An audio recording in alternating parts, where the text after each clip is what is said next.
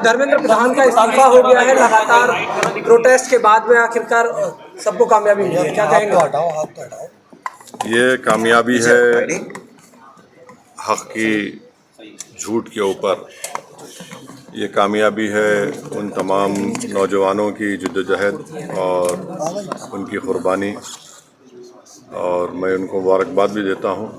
और आज का जो तब्दीली पैदा हुई है वो इस बात की तरफ इशारा देता है कि मोदी सरकार अगर ये समझ रही है कि वो जो चाहे कर सकती है, चाहे बुलडोज़र से घर तोड़ सकती है या फिर किसी को दबा सकती है, तो इस आंदोलन ने इस बात का उनको खुला पैगाम दे दिया है कि अब तानाशाही नहीं चलेगी। लोकशाही अगर चलाना है तो संविधान के दायरे में जिसको बाबा साहब अम्बेडकर ने बनाया उसके तहत चलाना पड़ेगा। और हम उम्मीद करते हैं कि मुस्तकबिल में, फ्यूचर में कोई पेपर लीक कहीं पर भी किसी प्रदेश में या फिर किसी हमारे देश के नेशनल जो एग्ज़ाम्स होते हैं उसमें नहीं होगा। अभिजीत दिपके कह रहे हैं कि अभी ये लड़ाई बाकी है, अभी तो ये सिर्फ शुरुआत है। क्या कहा आपने? अभिजीत दिपके कह रहे हैं कि अभी तो ये लड़ाई और भी बाकी है, अभी ये शुरुआत हुई है। प्रोटेस्ट भी सर पहला विकेट गिरा है, प्रोटेस्ट खत्म। हाँ, तो लड़ाई लड़ने का इख्तियार भारत के संविधान ने सबको दिया है। और अभी मोदी सरकार के अभी 2 ही साल तो मुकम्मल हुए हैं, तो जाहिर है सबको मिलकर जद्दोजहद करना पड़ेगा। अखिलेश यादव कह रहे हैं कि इनकलाब की जीत हुई है।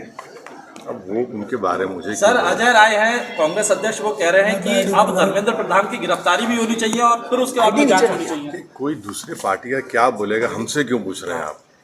वो जवाब देंगे अपना। सर, लीडर ऑफ अपोजिशन के पे तो वो बताएंगे। सर, वो बोल रहे हैं कि लड़ाई जो है इस पूरे मामले में जो कार्रवाई है, जिन्होंने लाठी चार्ज किया है पुलिस वालों पे, उनके खिलाफ कार्रवाई होनी चाहिए और एक्शन सख्त होना चाहिए।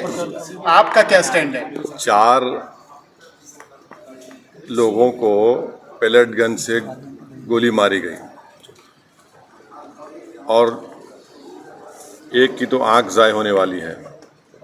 इस पर एक्शन होना ज़रूरी है कि कैसे पेलेट गन इस्तेमाल किया गया, और जिन लड़के लड़कियों का लाठियों से सर फोड़ा गया है वो वीडियो विजुअल तो सारी दुनिया ने देखे हैं।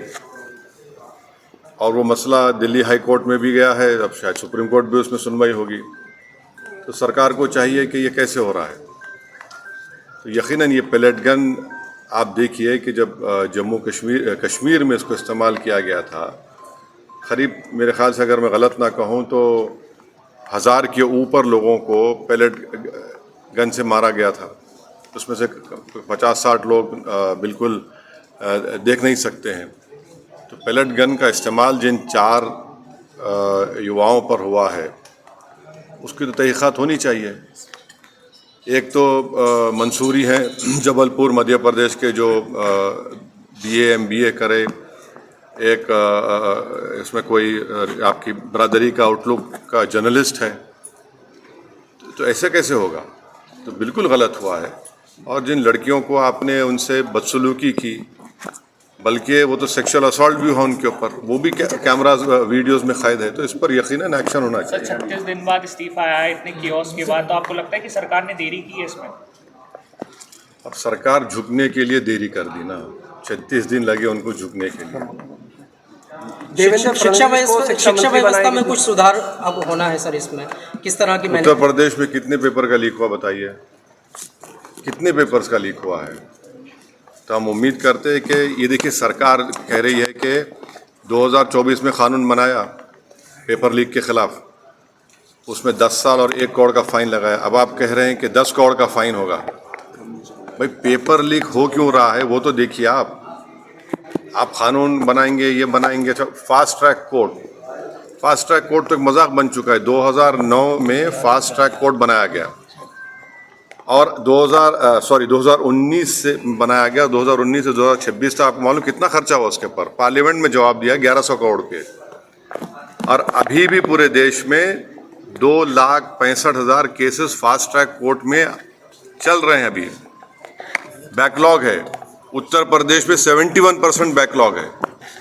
तो ये सरकार के बोलने में और करने में बहुत फर्क है। चलिए, थैंक यू।